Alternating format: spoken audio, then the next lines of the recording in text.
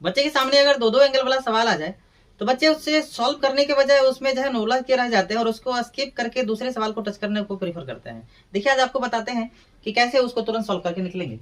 जैसे यहाँ सवाल दिया हुआ है, यदि सेक ए बराबर कोसेक बी बराबर 13/12 है तो ए प्लस बी का मान क्या होगा। आप जानते हैं सेक का फॉर्मूला होता है कर्ण बट्टा आधार, कोसेक का होता है कर्ण बट्टा लंब। बच्चा इसी में उलझ के रह जाते, कर्ण बट्टा आधार और कर्ण बट्टा लंब सेम एक ही जगह कैसे होगा।